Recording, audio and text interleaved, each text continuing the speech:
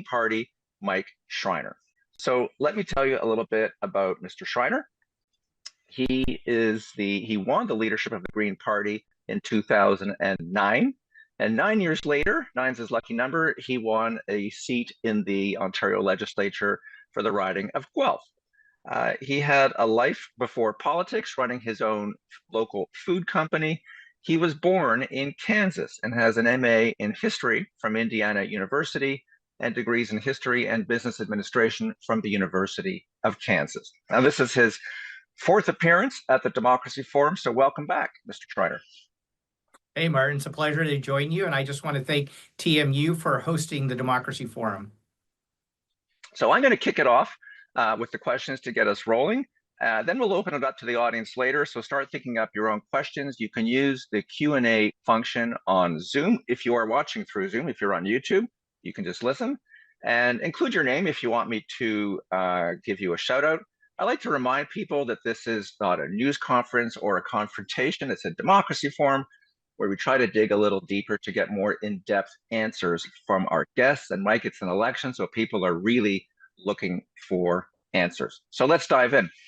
For the record, Mike, you hold the record for our most frequent guest on the Democracy Forum. We do not neglect the Green Party. This is appearance number 4. That makes you very democratic. So thanks. And in fact, you'll recall that I think you're the only surviving leader who was a guest at our very first Democracy Forum before the 2018 election, when we had all the major party leaders, including the premier of the day, talking about democratic engagement. But your most recent appearance was just before the 2022 election, just 3.5 years ago.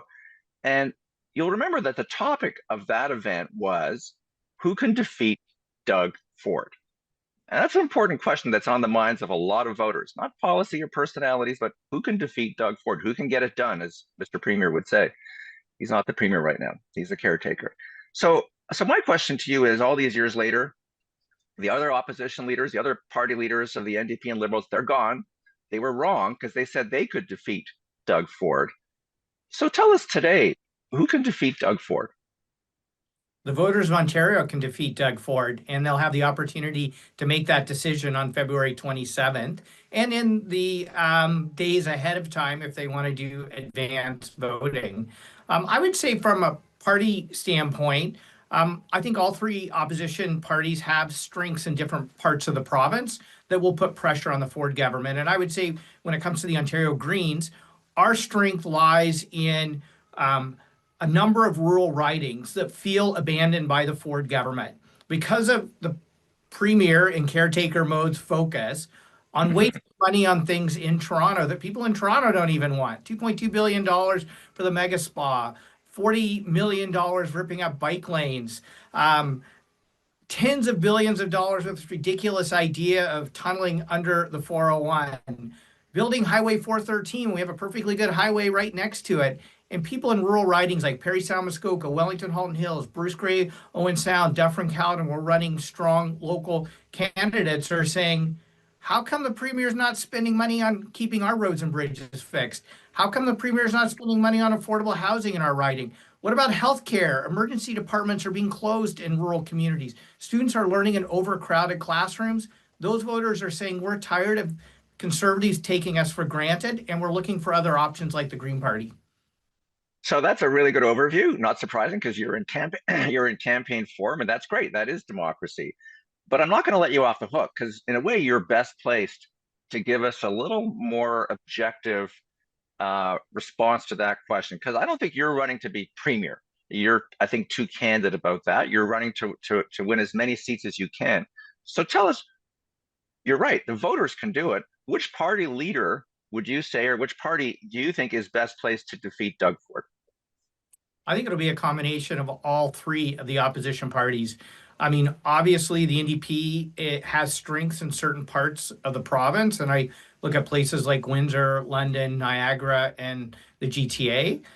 Liberals have strengths in certain parts of the province, looking at Ottawa and the GTA, and Greens have strengths in certain parts of the province, Guelph, Kitchener, and a number of rural ridings. And I think it can be a combination of how the votes break down in a number of those ridings And, we could be looking at the possibility of a minority government. And then that's going to create a whole host of other conversations. But at the end of the day, it's going to be how effective I am as the Ontario Green leader and the local candidates we have who are running good campaigns in those are. And I would say the same for the other parties and the other opposition leaders. Okay, you've opened up a quick opening for me that a question I asked you last time and that I asked the other leaders last week. I think I know the answer, but let's just get you on the record. If there is a minority government, if your hope, I won't say it's a prediction, comes true, you would work with the other parties and you would presumably not prop up Doug Ford's Tories if you somehow held the balance of power. Not impossible because it happened in British Columbia. Your answer? Yeah, I mean, the Greens in British Columbia have held the balance of power after two elections now, along with the NDP in British Columbia. So it's certainly, a possibility. That's obviously voters are going to make that decision. Greens have always had a history of willingly working across party lines to get things done for people. We would continue that. I think it would be very challenging for us to think of working in coalition with a Ford government, given the fact that he's dismantled all the climate programs in Ontario, the $8.3 billion Greenbelt scandal, the attack on Ontario farmland, Highway 413, paving over 400 acres of Greenbelt, 2,000 acres of prime farmland. I think there's a whole host of issues that would be very challenging for us to agree with the Conservatives on, but we're certainly open to working across party lines with the other opposition parties if that's the kind of government the people of Ontario choose. Can I get a little more precision from you? Is it possible that you would prop up the Ford government, or that's not a possibility and you'd be happy to work with the others? Let's just be clear. I think it's highly unlikely that I would work with the Ford government given the government's record. I can see where we could find commonalities with the other two opposition parties. Okay. I wanted to circle back to the premise of that question, and that is, it's looking as if Ford might be unbeatable in this election. I'm not one for predictions, so I'd never make that. But he is it's kind of a weird, almost unprecedented, not entirely unprecedented if you go back to 1990 election, but that's a really big gap he has, about 45% in most polls early on. It might be slipping. He needs to have a lot of slippage to get into a minority situation, and the Liberals are somewhere in the mid, low, high 20s, and the New Democrats low 20s or below 20s, and the Greens in their usual zone of anywhere from 5, 6, 7%. You'll correct me if I'm wrong. So is there any hope to defeat Doug Ford? Well, Martin, I mean, first of all, you referred to, believe the 1990 election when it looked like the Liberal premier of the day was going to cakewalk to a majority government, and it led to the only NDP government we've had in Ontario. So a lot can change in the next 16 days. There's still two leaders debates to happen, one on Friday in Northern Ontario and one on Family Day at the CBC studios in Toronto. So let's see what happens coming out of that. I also think you have to look at riding by riding results as well. So sometimes you can have a commanding lead in the provincial wide vote, but that may not translate at the riding level. And like, for example, Greens were targeting a number of ridings like Parry Sound, Muskoka, for example, which we almost won in the last election. We're in a very tight two-way race with the Conservatives in that riding. We're looking at Wellington, Halton Hills, no incumbent this time. We've had strong history in that riding as well, have a local councillor running. Same thing in Bruce Grey Owen Sound. And so, we'll see when those riding by riding breakdowns come in. But a lot can happen, as you know, in politics in 16 days. And you look at the volatility that's happening south of the border, and that could shake up the election as well in the next 2 weeks. I was going to ask you what your path to victory was in those ridings, but you beat me to it. I don't even have to ask the questions. You're quick off the mark on that one. So thank you for sharing that on those ridings where you do have serious prospects, and you could go from a party of one to a party of two, which you're already at, and perhaps triple your representation. So let's just zoom out a little bit. Doug Ford triggered this early election by publicly declaring that he needed a strong mandate to stare down Donald Trump. Not really working so far. Today he's in Washington. I'm not sure why, but let's talk about America a little bit. Not everyone knows that you are American born and raised. you're not the only party leader with American roots, because I realized the other day that Mart Stiles, we think of her as a Newfoundlander who came to Ontario, but her parents are both American, so she is also of American descent.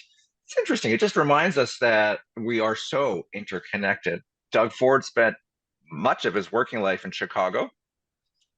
Why did you immigrate to Canada? Um, what's the difference between American and Canadian politics other than big money over there? We could spend a whole hour in that, but just in a quick soundbite, as you might say, why'd you come here and what's the diff? Yeah, I came here for love.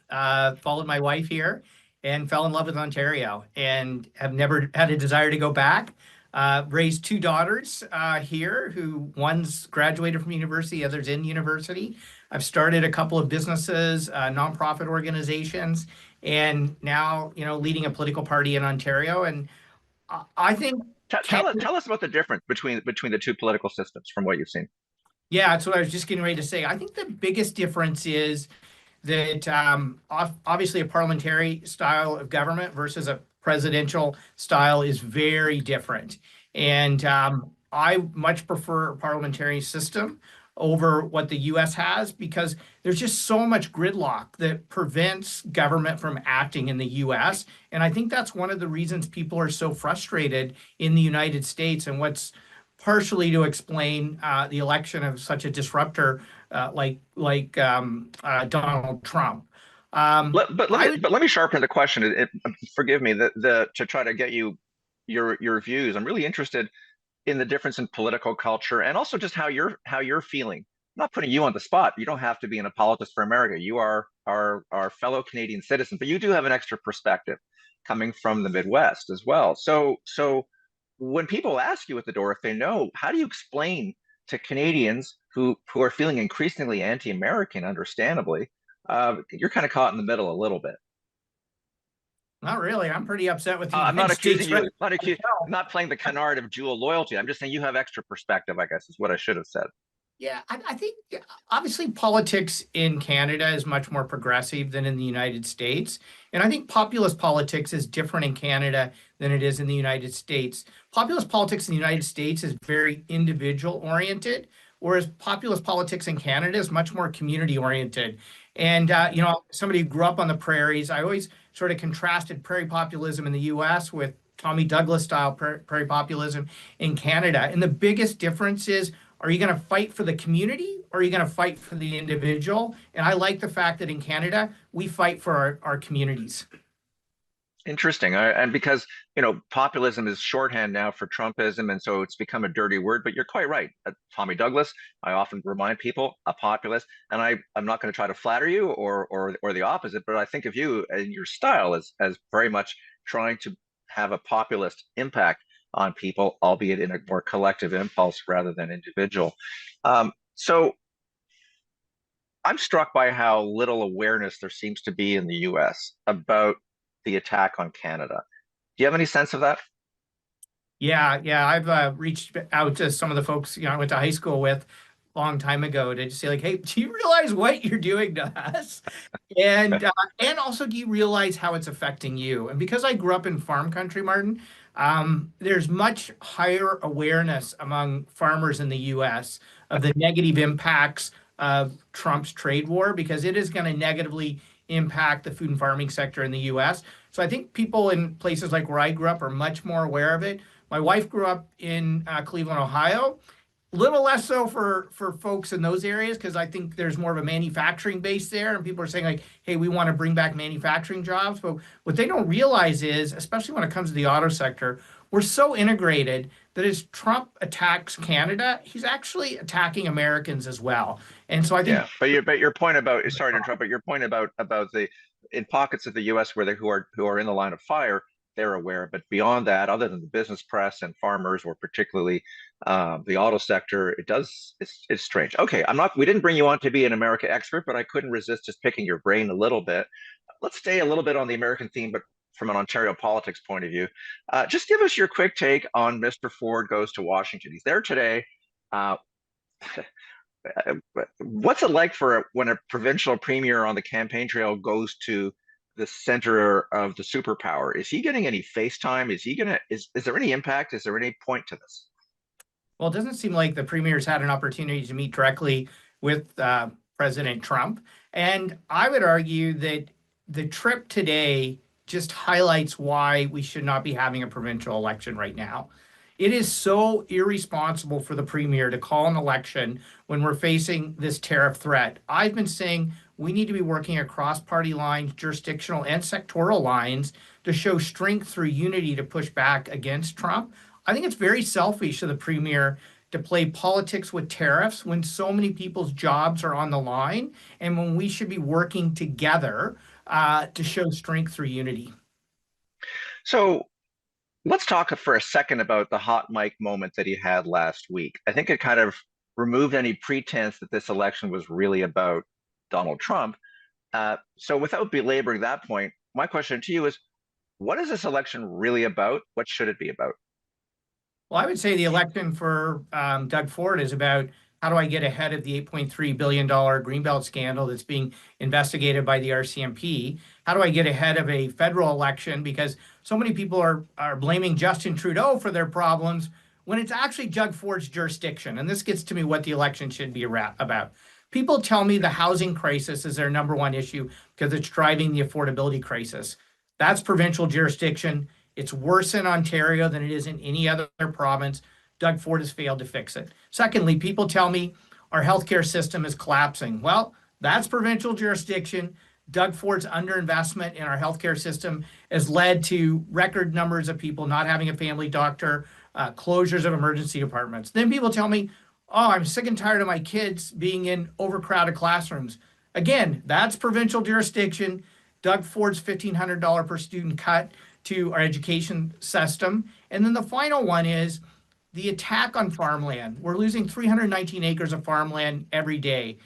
Ford's efforts to open the Greenbelt for development, his mandatory urban boundary expansions onto farmland, his building of Highway 413 on farmland. Martin, if there was ever a time we should be protecting farmland and our food security and our food self-sufficiency, it's now when we're in a potential trade war with the US. That's why we're really focusing on saying we have to build homes we can afford in the communities we know and love without paving over our farmland, because we have to protect our $50 billion food and farming economy and our food security. Unfortunately, Go ahead. He's been effective up until now of blaming all those problems on Justin Trudeau. But Justin Trudeau is not going to be there much longer, and I think the premier needs to be held accountable. So you got a lot of lists on this campaign trail. That was a long list. Let me just ask you if there was what, political professionals, political scientists, people who are political junkies often will say, what's the ballot question going to be? That's just fancy talk for what's going to be top of mind when people are in the voting booth and cast their ballots. What's the number one issue? The number one issue is housing affordability. Housing starts are at an all-time low in Ontario. Housing prices are at an all-time high. There is no city in Ontario where a full-time minimum wage worker can afford even average monthly rent. 81,000 people experiencing homelessness. When I talk to people about the anger, especially young people, they say, I don't know if I'll ever own a home and I can barely pay the rent. This is not fair. And so that's why on the very first day, our very first announcement was a first-time homebuyers plan that would take the fees and taxes off of starter homes built within existing urban boundaries. So we're not talking about paving over farmland. We would remove development charges and land transfer taxes, saving first-time homebuyers up to $150,000. That's the kind of bold policy we need to unlock housing affordability in this province. Okay. So that's what I hear from politicians as well. It's what I hear from a lot of people, affordability, housing. I guess the number one issue top of mind for you or for voters is not the environment and climate change. I brought my green tea mug, masala chai, which I brewed just for you in this mug. I'd offer you some. I have in our bureau when you come to drop by in the past. But why is the environment or climate change and the fight against global warming not top of mind for you at least, or your supporters? Maybe it is. So I would say, first of all, the housing crisis is intimately connected to the climate crisis. The number one driver of climate pollution in Ontario is transportation emissions. The number one driver of transportation emissions is low-density sprawl development. That's also what's leading to the housing crisis we're facing. So if we can fix the housing crisis, by building homes that people can afford in the communities they know and love without paving over our farmlands, our wetlands, our green belt, and our green spaces, which, by the way, are vitally important to protecting us from climate-fueled unsafe weather events. We can lower transportation emissions. So the two are intimately connected. I would say in the minds of most voters, though, it's getting through the end of the month, paying the rent, paying the mortgage. That's why we're talking about housing affordability. That's why we're talking about protections for renters. That's why we're talking about having government get back into building nonprofit and co-op housing so people have a safe, affordable home to live in tonight, and it's directly connected to climate. Okay. I want to drill down on something you mentioned about transportation and pollution. And just remind people, if you are watching on the webinar, feel free to ask us, pass on a question through the Q&A function. But I think a lot of people are watching on YouTube, so I might have to carry the baton for you, Mike, and maintain the interrogation. So let's talk about traffic congestion. Everybody has been making fun of Doug Ford and his plan to tunnel under the 401 as just a boondoggle again and pie in the sky underground. Your friends in the NDP have proposed an alternative solution, and I can't remember, so you'll tell me where the Green Party is on this. But let me just lay this out for you. So in the last election campaign, you'll recall the NDP proposed to remove tolls for trucks. And that always struck me as a bit odd because I remember a previous NDP leader named David Lewis, before you were born, who would always complain about what he called corporate welfare bumps that the government was supporting. And it seems to me that this proposal from the NDP would, by giving truckers a break, truckers work for trucking companies, would be a handout for companies on the government's dime, on the dime of taxpayers. This campaign, as you know, the NDP under Marit Stiles will remove tolls immediately for trucking companies, clear, and then within 100 days of taking power, if they do, maybe with your support, they would remove tolls for everybody on the 407. Is that a solution? Because I'm a bit old-fashioned, and I remember, well, we had Bob Ray on the Democracy Forum last week. He built the 407, and he's madder than anybody when he has to pay a toll, thanks to the Mike Harris Tories. But Bob Ray believes in tolls. He believes in price signals. What do you think about all this? Yeah, well, I'll have to admit, Martin, that the paying the tolls for truckers on the 407 was first proposed by the Ontario Green Party. So you're going to have to blame me for that one. And Corporate welfare bump. and here's why. It would cost $4 billion over 30 years to pay the tolls of truckers on the 407. We could immediately help to solve gridlock on the 401 by fully utilizing the 407. That would be far cheaper than the 10 to 12 or even more billion that we would have to spend to build Highway 413. So let's make more efficient and better use of our existing highway system before we even talk about building more highways, because we know that when we build more highways, it just creates more gridlock. And I'll give you a personal example I'm experiencing right now. So as you know, I have to drive my electric vehicle from Guelph into Queen's Park a lot. And about a year and a half or so ago, the widening of the 401 between Toronto and Milton was completed. And for the first 3 months, it was fantastic. No gridlock. Now it's pure gridlock again. So we're not going to solve this problem until we actually start investing in transit. We still don't have. So let me jump in there. I agree with you on investing in transit, but let's just drill down. Let's have some fun here, because you're here at a Democracy Forum. So let's try to drill down, not build a tunnel, but talk about the congestion you just mentioned. We all read in the papers that build more roads, you remove tolls, within a matter of weeks, months, in your case 3 months, the congestion just fills the field. I think they call it demand induced. You can finish the sentence for me. Or supply induced congestion. You build it, they will drive in a matter of months. So if you remove tolls entirely for truckers and everybody, the 407 will be full in a minute. And there's, as Mr. Ray was arguing last week, if you have price signals, it reminds people that it's a limited and scarce resource. We learned that in Economics 101. I did. And so if you have that price signal, you can reduce congestion, actually. That's why the 407 isn't congested. It forces people to think twice. If you make it a free-for-all, look, I'm not going to lecture to you. You get the idea. I think you do. I think a lot of people do. So why remove tolls as a suggestion to congestion, as a solution to pollution, when in fact tolls are one device that a lot of environmentalists support as a way to reduce car use and reduce urban sprawl. Yeah, well, that's why we're not advocating for removing all the tolls on the 407. We're just doing a targeted solution to move trucks off of the 401 to better utilize the 407. I disagree with the NDP on let's buy back the 407 because I don't think that's going to be affordable for us. And we're not talking about removing tolls on the 407. I don't know how the NDP is even going to make that happen, given the fact that it's a private highway. This is why I think we need to really start seriously having a conversation about, one, building more homes we can afford in the communities close to where people work, which is why we're saying let's legalize fourplexes and four-story as of right across the province. Let's legalize 6 to 11-story buildings along major transit and transportation corridors in large urban centers. Let's legalize sixplexes in cities over 500,000 people. So we start to be in a situation where people don't have these long, expensive commutes, and that they can take transit to work, they can walk to work, they can cycle to work as long as the premier doesn't rip the bike lanes out to make it safe to cycle to work. That's how we can start building more affordable communities.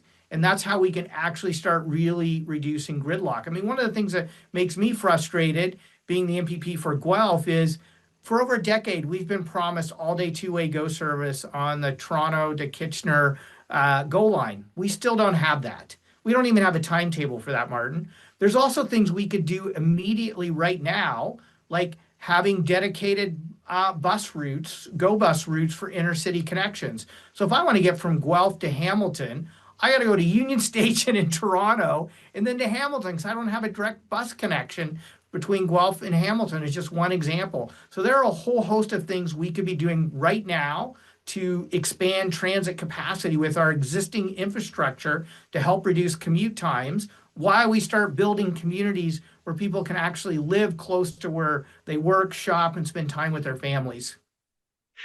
So you're leader of the Green Party. I raise a glass to you again, my green mug. Your job seems to be getting harder because not because pollution and global warming are getting worse. That's a problem we're all facing, whether we realize it or not. The problem is a lot of people either don't realize it or just don't want to think about it or talk about it. So is global warming falling off the radar or is how do you talk about it in a provincial election? How do you keep a conversation going at the door? Do people ask you about it at the door because you're the green guy? And do they think of you as kind of a one issue politician? And then maybe that's why you're the list guy, because you always want to have that list ready. That's not one issue, it's five that we think about. Yeah, so how I've been talking about climate in this election is talking about it as an affordability issue. And, right now, Doug Ford's in the pocket of the big oil and gas companies. And I'll give you one quick example of that. When the Independent Ontario Energy Board said, hey, let's stop subsidizing fossil gas hookups because heat pumps are cheaper for people anyway, within 12 hours, the Ford government said, oh no, we're going to introduce legislation to protect the profits of the big oil and gas companies at your expense. So let's just stop subsidizing fossil gas hookups. And why not in Ontario? Let's do what PEI New Brunswick has done, offer free heat pumps for people with household incomes under $100,000, because they're going to save money on their heating and cooling and reduce climate pollution at the same time. Why don't we make, Doug Ford, I like the fact that he wants to start building more electric vehicles in Ontario, but he doesn't want any of them to be sold in Ontario. It's hard to get an electric vehicle in Ontario because they're all going to Quebec and British Columbia because they actually have programs to help people afford electric vehicles. So let's bring the rebates back. So if you can make an electric vehicle affordable for somebody and a heat pump affordable for somebody, they can save between $500 and $777 a month. Let's help people save money and reduce climate pollution at the same time, but it's going to take a premier who's not in the pockets of the big oil and gas companies. Okay. You've been leader since 2009, longer than anybody. You're a survivor. I don't see any knives coming out for you. Congratulations. Lots of love inside the party, outside the party. Makes you an oasis of stability, certainly compared to your federal cousins. So you and I have talked about this over the years. It's been hard to watch some of the infighting at the federal level. We had the formal federal Green leader, Annamie Paul, on the Democracy Forum a few years ago. while she was still there, and then she left in a very difficult circumstance, and she accused the party of anti-black racism, of anti-Semitism, and of not supporting her as the party's leader. Um, Question is, does the federal, that's them, not you, but Yep. it's not a trick question, it's a serious question. Does that federal infighting, has there been spillover? Because we definitely see crossover between Ontario and federal politics for the other parties. When the NDP is down federally, it hurts Marit Stiles and the Ontario NDP. There's no question that there's interrelation between those polling numbers. Federal, again, for the Ontario Liberals, when Justin Trudeau was unpopular, that hurt Bonnie Crombie. So how does it affect you? What's the crossover effect? Martin, I think I've been pretty effective in showing to people that the Ontario Greens have a different culture, we have a different constitution, we're separate parties. And because of that, while this turmoil is happening with the federal party, we've actually doubled our caucus. So it doesn't seem to be hurting us in that regard. Our fundraising numbers are at historic highs. Last year was the best fundraising year the party's ever had outside of an election. The first day of the election call this year is the best one-day fundraising day we've ever had during an election. So maybe Does some it of does it does it never come up? you know what? You're the first person who's brought it up in this entire campaign, to be honest. It hasn't come up. Nobody talks about it at the Okay, door. good, Yeah, great. so I think we're weathering that storm. And I just want to say to my friend Annemie Paul, I don't know if anybody knocked on more doors for her than I did. I remember that the two of you worked well together, and I think it was hard for you to watch what happened to her. And so there's no plan to have this kind of weird co-leadership structure where you have it's two leaders and then it's on again, off again. It's Mike forever. You're leader for Oh, life. it's not Mike forever. Let's be clear about that. But we have two fantastic deputy leaders, Ashlyn Clancy, our MPP here in Kitchener Center, Matt Richter, who I'm hoping is going to be our next MPP from Parry Sound Muskoka. The three of us work well together as a leadership team, but we're very clear. I'm the leader. Okay. I'm going to ask you, that was my only trick question. I do want to ask you a question that was submitted here. So this is not me. So I'm not going to be the first person to ask you this question. Okay. You were publicly courted to run for the leadership of the Ontario Liberal Party 2 years ago, which speaks to your credibility and appeal beyond just Green voters. Given Ontario's current political landscape, do you see a future where the Green Party or you as a leader would collaborate more formally, not just cooperate, but more formally to strengthen the progressive movement in Ontario? I think right now I'm, as you can imagine, very focused on February 27th and growing the Green Party in this election. I was honored to have, some very highly, folks I really respect in the Liberal Party asked me to run. I gave it serious consideration.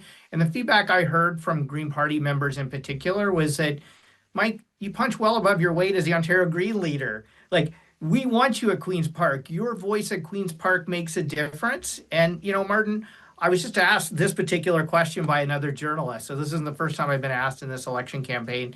And this person I was didn't. I, didn't- I, not by I you, didn't ask the not by you. question. Our one of our viewers asked the question. And somebody asked me, they said, Mike, why didn't you do that? And at the end of the day, I feel like I can be most effective as the Ontario Green leader. I feel like we punch well above our weight.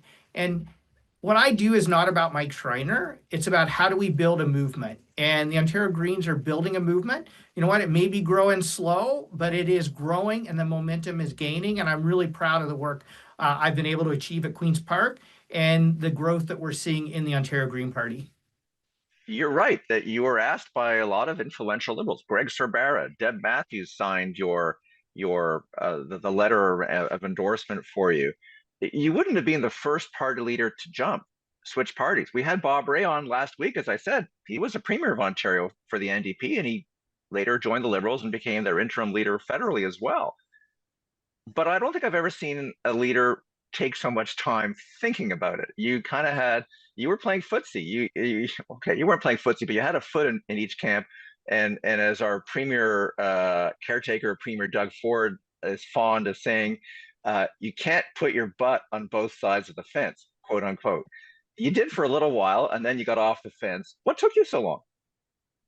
You know what? I told folks that I would give it serious consideration and I wanted to take the time to talk to people. And I traveled around the province asked Green Party members what they thought the best way forward, and the answer was clear, that I am most effective as the leader of the Ontario Green Party, and I'm proud of the work we're doing. I'm proud of the fact we've doubled our caucus, and we're going to continue to have a strong green voice at Queen's Park. If you had jumped, just for fun, a thought experiment, maybe the Liberals would not have ended their love affair with the carbon levy. You saw the new leader, Bonnie Crombie, was the first Liberal out of the gate to say, no more carbon levy. You Democrats have also dropped the carbon levy. In British Columbia, they're off of it now, and Jagmeet Singh is not fond of it. I remember even right when we used to talk about this, that carbon pricing, cap and trade were ideas that emanated from the right wing, and then the Liberals endorsed it and embraced it. Now, you used to always try to talk my head off about something different that you called the carbon dividend, if I recall correctly. I find it hard to keep track of how the different platforms iterate. What do you think of the rise and fall of the carbon levy politically, federally, cap and trade gone, and where are you on that now? Yeah, no, you're right. Those are ideas that first came from the right side of the spectrum. And I think where the Ontario Greens have fallen down now is we have the technology to solve the climate crisis in a way that makes people's lives more affordable. And we need government now to make those solutions affordable for people. So that's why we're saying everybody, every household under $100,000, free electric and cooling heat pump for you. Those of you above, will provide you a zero interest loan to put it in. We're going to provide rebates for people to purchase not only new electric vehicles, but used electric vehicles and electric bikes, because that's the most affordable transportation option for you. So we can save you money if you move to electrified transportation. We are going to be working with industry to help decarbonize things like steelmaking with electric arc furnaces. So I think what the conservative side of the spectrum needs to recognize now is that we're going to need significant government intervention to help people, small businesses and larger businesses, decarbonize. And we can do it in a way that saves them money, but it's going to take government investment to do that. And our costed platform will show us the path forward on how to do that. And we'll leave the federal Liberals to defend their poorly designed tax program. Okay, let me ask you a question here from our audience. Let's just see, here it is. Does the Green Party support nuclear power, especially as Ontario faces the prospect of creating new LNG power plants, liquefied natural gas power plants? Yeah, so I've been very clear that the Ontario Greens recognize that Darlington and Bruce, our two largest nuclear plants, will be producing electricity in Ontario for decades to come. We're not going to close down 50% of Ontario's electricity generating capacity, especially after government has just spent billions of dollars rebuilding them. When we you're laughing at the idea, but the Greens in Germany forced Germany to close down nuclear plants. But you're the Ontario Green Party. You're different. We're the Ontario Green Party. We're principled, progressive, pragmatic party. And so we're not going to shut Darlington and Bruce down. That wouldn't make sense for Ontario. But when we look at what is the lowest cost, cleanest way to meet our energy needs moving forward, first of all, conservation and energy efficiency. That's the lowest cost solution. Help people save money by saving energy. And secondly, I believe we should have a public competitive procurement process for the lowest cost emission-free electricity, because wind, solar, and storage now are the lowest cost solutions. That's why $600 billion was invested in wind, solar, and storage last year globally. That's where you're going to see Ontario, if we want to take the lowest cost path, ramp up our electricity supply. And then, of course, we're blessed in Ontario with a significant amount of water power. Obviously, Niagara Falls being, the largest source, but we still have a lot of run-of-river resources available for us, up to about additional 5,000 megawatts. So I think our grid, from a green perspective, would be a combination of existing nuclear power, wind, solar, storage, and water power, combined with smart conservation and energy efficiency programs. I don't want to. I would never disagree with you publicly, but I'm not sure there's that much unharnessed hydropower left in Ontario. We're not Quebec, but I'll let that. I won't fact check you. Go I'll talk just to my raise. friend. I'm Go going to talk to arch an my friend. eyebrow. Go talk to my friend Paul Norris at the Ontario Water Association, Water Power I, Association. I, I I'm from Quebec. You're from Kansas. I love hydro, but I don't think there's that much left to harness here. But that said, here's a question. How yeah, because I like this question. I didn't write it, Mike, because it's about price signals again. How will you work with municipalities to advance climate conscious urban policies like congestion pricing or bike lanes? Yeah, well, I mean, first of all, the Ontario Greens will have in our platform dedicated infrastructure funding for safe cycling and walking infrastructure. There's this ridiculous idea that, we would waste $40 million ripping bike lanes out in the city of Toronto, or that we won't allow other municipalities to put in bike lanes when we know that cycling is one of the most affordable transportation options for people, and it improves business for small businesses. We've seen that along Bloor Street, and we should be advancing that in communities across the province. And so, I would say, as we invest in, building more gentle density and missing middle housing, the need for cycling and walking infrastructure is going to become even more important. Can I just have some fun here for a second? You like electric cars. I like bicycles. When I'm not taking TTC in the dead of winter, because I don't like salt on my bicycle, my beautiful, precious bicycle, I bike to work almost every day. You see me in the legislature, you look at me with a funny look as I come around with my bike clips and so on. But can you have too much of a good thing? I don't agree with personally. I'm a columnist. I'm allowed to have opinions. I don't agree with Doug Ford bigfooting Toronto and ripping out the bike lanes necessarily. It's municipal jurisdiction. I believe in local accountability for those politicians. There's even a word for that, I think, in politics: subsidiarity. You let the local level, the lowest level, the government, the level of government that's closest to the people should decide these things. And Doug Ford is bigfooting them. But can you have, just for fun, can you have too much of a good thing? Can you not have, is it not possible to have too many bike lanes that aren't in the perfect place?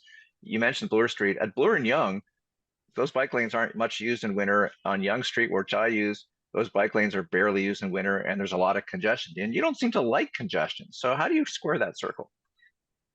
Yeah, well, Martin, as you know, I oftentimes drive my electric car to Queen's Park, so I've got to come from Guelph, not from in Toronto. And I can tell you, when I drive along Bloor or College, or I come up University or Yonge Street in my electric car, and I look at those bike lanes, I say, thank you, bike lanes. Because every cyclist I see going by, I'm thinking, can you imagine if that person was in a car and how much worse congestion would be? So I actually think it improves traffic flow. I think the But study. my question wasn't about bike lanes, good or bad. Can they ever be in the wrong place?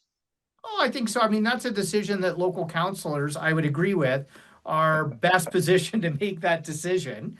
I don't spend a lot of time like far Bloor West, like out in Etobicoke, where it seems like there's complaints, but I can tell you the Bloor Street bike lanes, let's say from Hyde Park into Queen's Park, my experience personally and the data I've seen shows that it improves traffic flow and it's actually improved businesses for local businesses. So I would say, why is the premier ripping up those bike lanes when all the data shows they've been effective? So let's leave it up to municipalities to make those decisions, because I think you're right. They're the ones who are best placed to make them.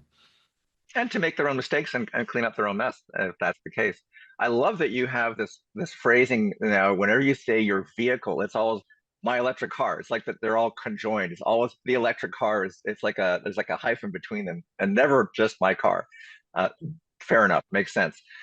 Here's a question for you: does policy matter? I see Doug Ford winning the 2018 election without any policy other than buck a beer and beer in corner stores, which unfortunately he delivered on the latter promise, even if the former promise about buck a beer fizzled out.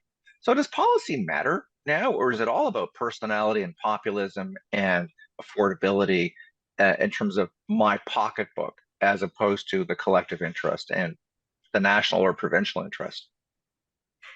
Yeah, well, I see this as somebody who got into politics as a policy wonk, that I've had to learn that policy doesn't matter as much as somebody like me would like it to matter.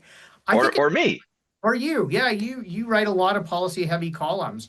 I think policy still does matter, but I think the days of the red book platform being thrown around, that's not as relevant to voters today as maybe 20 years ago. And I think that's something politicians have to realize.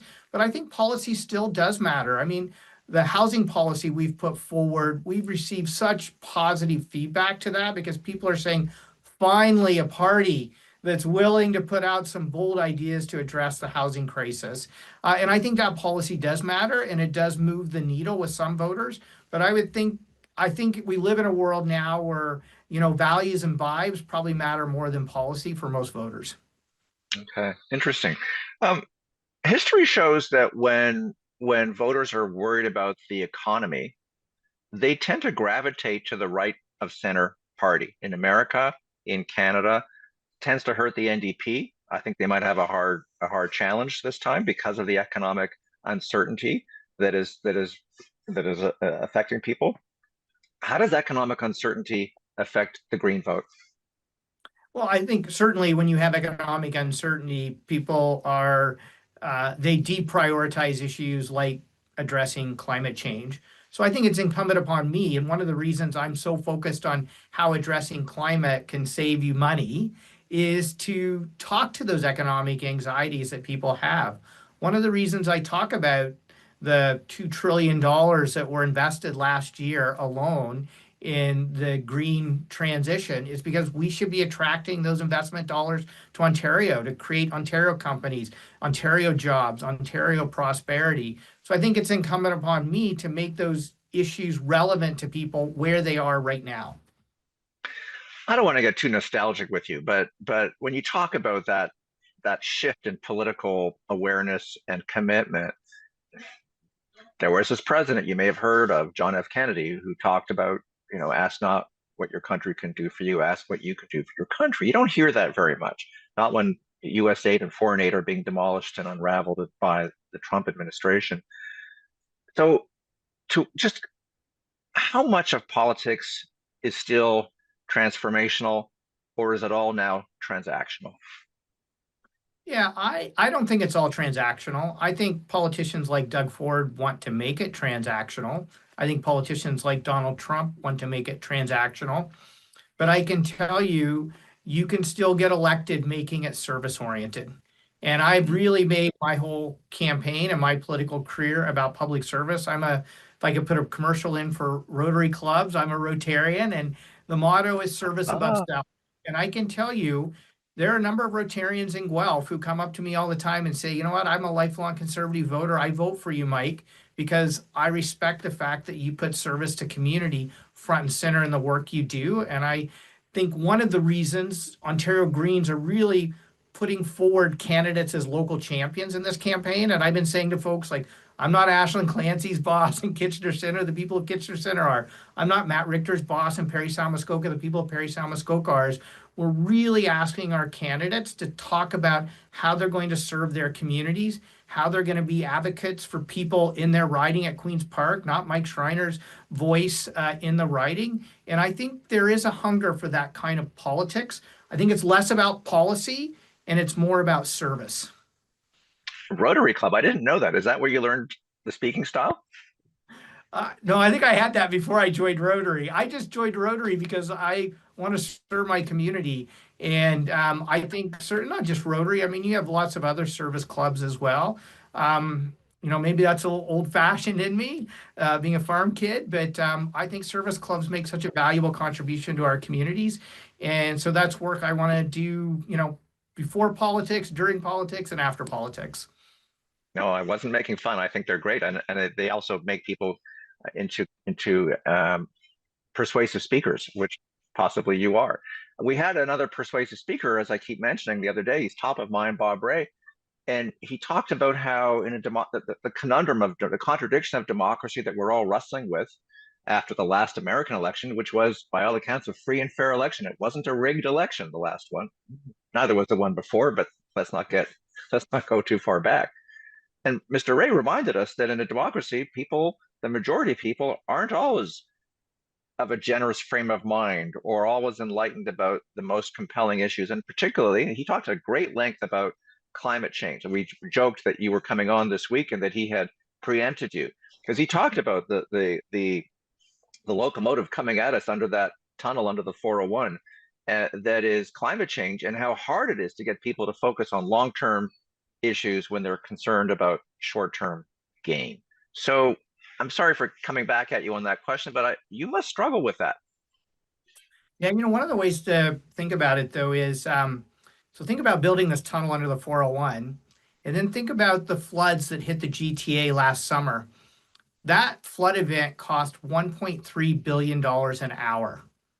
Think of the people's basements who are wiped out. Think of how some people's lives were threatened if you're driving along the lakeshore when the waves hit. Think of the forest fires the year before. That cost our healthcare system an additional $1.3 billion in 4 days due to increased hospitalization for people with respiratory issues.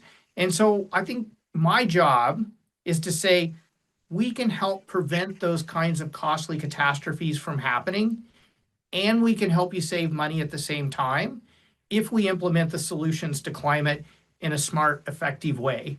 And so I think there is a way to talk about climate that connects directly with people's day-to-day affordability concerns. This is why housing is so important to me. Once again, low density sprawl is incredibly expensive, incredibly destructive, and is the largest driver of climate pollution in Ontario. So why don't we just build homes that people can afford so they don't have these long commutes, and that'll save them money and make their lives better. So I think we just have to talk about how we address these issues in ways that relate to people's day-to-day lives. Doug Ford promised to get it done in the last election, and he won on a promise to build 1.5 million homes in a decade. Now he got a bit ahead of his skis. He's way behind on that target, on that stretch goal.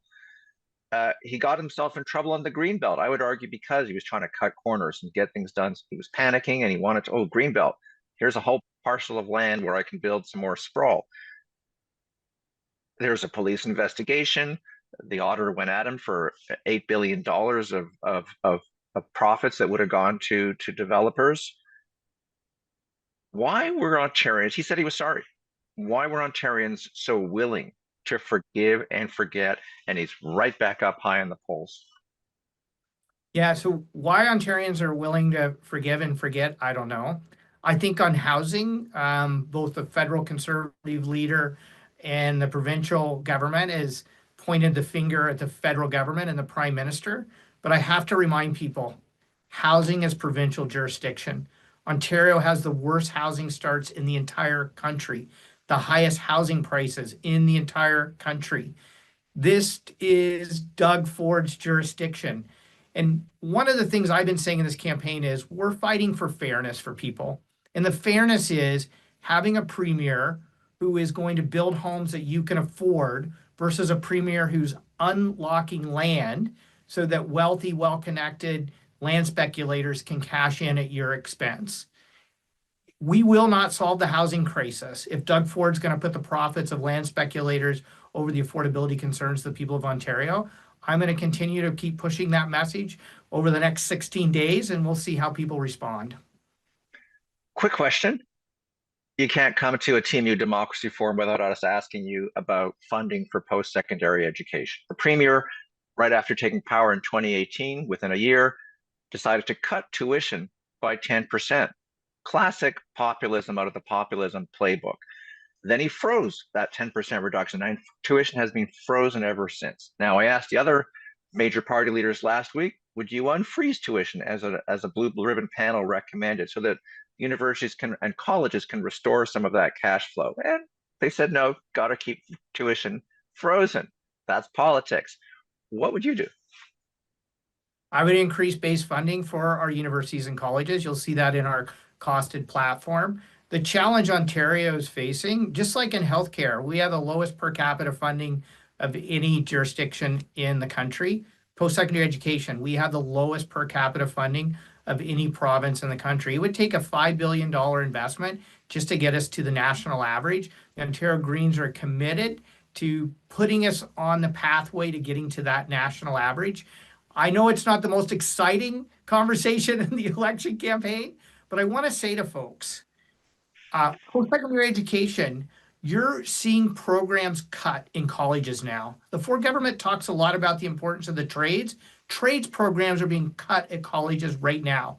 You're seeing students struggling to get into certain programs in Ontario universities now because they simply don't have the money to admit any additional students.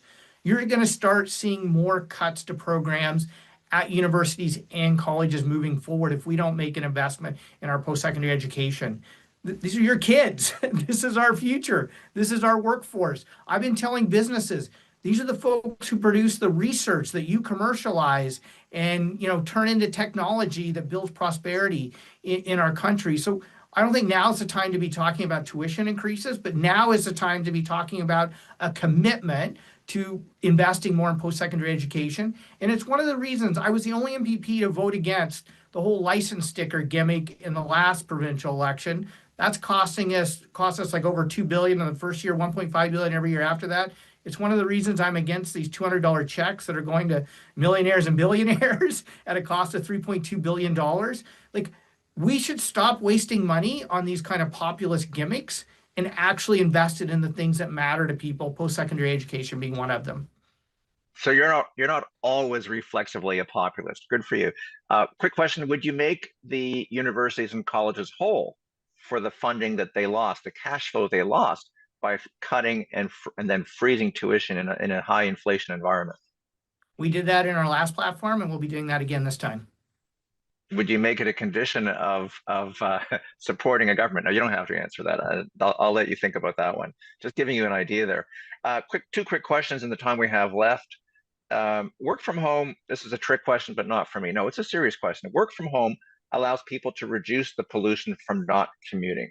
Will you allow Ontario public servants to work remotely and relax the return to work mandate? This is a tough question. We had a few labor leaders, Lana Payne from Unifor and the leader of the CLC, Canadian Labour Congress, asked this question, and it's a tough question. It is a real tough question. So I think we should allow every worker, including public sector workers, who can effectively work from home to work from home. I think it's important to still have places for people to go into the office and interact with colleagues. So I think 100% work from home isn't conducive to building workplace relationships and trust. But day-to-day work, Ontario Greens, before the pandemic even said, we should be creating more opportunities for people to work from home when they can work from home, because one, it's an affordability issue. They don't have to commute. And two, it's an environmental issue because less pollution from commuting. And three, it's a great way to help address gridlock.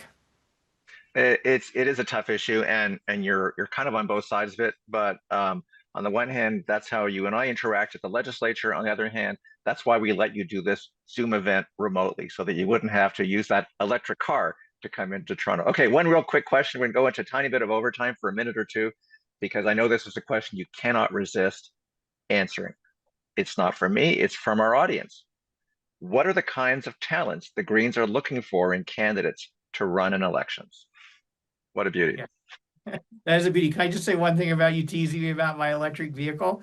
One of the reasons I keep talking about it is I want to prove to people that you can tour the province of Ontario in minus 25-degree winter weather in an electric vehicle. So let's just break through the myths that you can't do that. What we're looking and the Toronto Star actually sent out a reporter in a Tesla. It was before Elon Musk. Yes, I saw that. That was a great series. Yeah, and he went all across Northern Ontario as well. So what are you looking for in candidates? So I'm looking for candidates who have the energy and the desire to serve their community, and who really want to put the work in to get elected and to be their community's advocate at Queen's Park. I think, I'll be honest with all of you, it is a lot harder to get elected as a Green than running for the Conservative, Liberal, NDP. Let's just be honest. Where Greens have gotten elected is because we've worked incredibly hard. So if you have the energy, the passion, and the vision, and the work ethic to put the work in, the great thing about being a Green MPP is I don't tell you what to say and do. I mean, obviously we have to share values together, but even Ashland Clancy and I haven't voted 100% of the time together. And you have a bit of freedom. I don't give you talking points and tell you you have to say this. I'll help you with that, but I'm not going to command it. So you have the freedom to actually bring forward your authentic self. And I think that's one of the things that helps me stand out at Queen's Park and other greens is you get an authentic, honest politician. And even if you don't always agree with me, you at least know where I'm coming from. There is only one talking point that you require from all Greens, and I have to say, electric car.